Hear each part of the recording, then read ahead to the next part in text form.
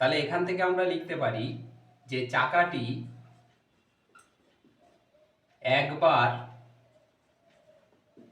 পরিক্রমণে, মানে একবার যদি চাকাটা ঘোরে পরিক্রমণে। গাইডেন্স সাপোর্ট ম্যাথ এডুকেশন ক্লাসে সবাইকে স্বাগত জানিয়ে শুরু করছি আজকের অঙ্কের ক্লাস। আজকের ক্লাসে থাকছে নবম শ্রেণীর কোষে দেখি 16 বৃত্তের পরিধির ইম্পর্টেন্ট অঙ্ক 3 দাগের অঙ্ক। অঙ্কটা আজকের ক্লাস থেকে ভালো করে বুঝে নাও। দেখো, ক্লাস 9-এর কোষে দেখি 16 বৃত্তের পরিধির 3 দাগের অঙ্ক আছে। একটি ট্রেনের চাকার ব্যাসার্ধের দৈর্ঘ্য 0.35 মিটার। 1 মিনিটে চাকাটি 450 বার ঘুরলে ট্রেনটির গতিবেগ ঘন্টায় কত কিমি হিসাব করে লিখি। দেখো, ক্লাস 9-এর কোষে দেখি 16 বৃত্তের পরিধির আজকের ক্লাসে 3 দাগের অঙ্ক। বলা হয়েছে একটা ট্রেনের চাকা, তার ব্যাসার্ধের দৈর্ঘ্য দেওয়া আছে। ব্যাসার্ধ মানে কেন্দ্র থেকে পরিধি পর্যন্ত দূরত্ব।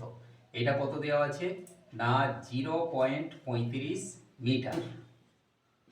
এবারে বলা হয়েছে যে এই ট্রেনের চাকাটা 1 মিনিটে 450 বার ঘুরবে পার মিনিট।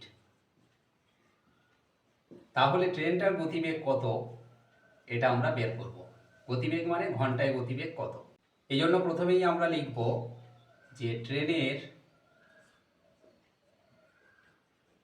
চাকার ব্যাসার্ধ, এই ব্যাসার্ধকে আমরা আর ধরে নিলাম কত না 0.35 মিটার। তাহলে এই চাকার পরিধি কত? পরিধি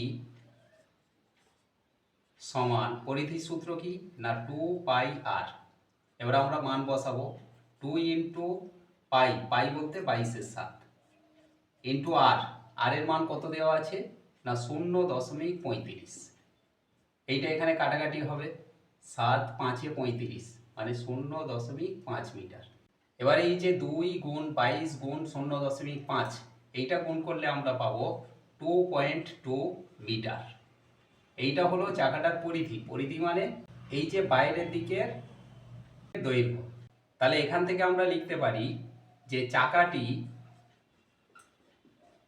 একবার পরিক্রমণে, মানে একবার যদি চাকাটা ঘোরে পরিক্রমণে কত পথ যাবে না 2.2 মিটার পথ যেতে পারবে। তাহলে চাকাটা 450 বার যদি মিনিটে ঘোরে, তাহলে 450 বার পরিক্রমণ বা আবর্তনে কত দূর যাবে না 2.2 ইন্টু 450। এইটা গুণ করলে এখানে আমরা পাবো 990 মিটার।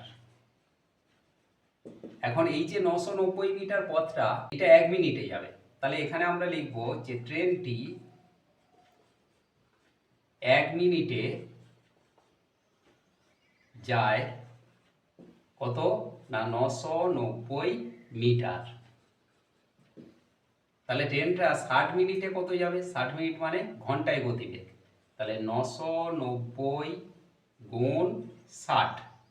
এবারে মিটারকে আমরা যদি কিমি করি, যেহেতু আমাদের উত্তর কিমিতে চেয়েছে, তাহলে আমরা 1000 দিয়ে ভাগ করব, মানে নিচে 1000 বসাবো। এবার আমরা কাটাকাটি করব, দুটো শূন্য ওপরে আর নিচে শূন্য কেটে দিলাম। উপরে থাকলো 99 গুণ 6, নিচে থাকলো 10। 99 এর সঙ্গে 6 গুণ করলে এখানে আমরা পাবো 594 আর নিচে রইল 10। 594কে 10 দিয়ে ভাগ করলে এখানে হবে 59.4 কিমি পার ঘন্টা। তাহলে এখন আমরা অতএব দিয়ে লিখব যে ট্রেনটির গতিবেগ ঘন্টায় 59.4 কিমি। আশা করি আজকের ক্লাস থেকে বৃত্তের পরিধির এই ইম্পর্টেন্ট অঙ্কটা তোমরা ক্লিয়ারলি বুঝতে পারলে। এমন সব অঙ্কে সহজ সরল ভিডিও পাওয়ার জন্য অবশ্যই গাইডেন্স সাপোর্ট চ্যানেলটিকে সাবস্ক্রাইব করে সঙ্গে থেকো। দেখা হচ্ছে পরবর্তী ক্লাসে।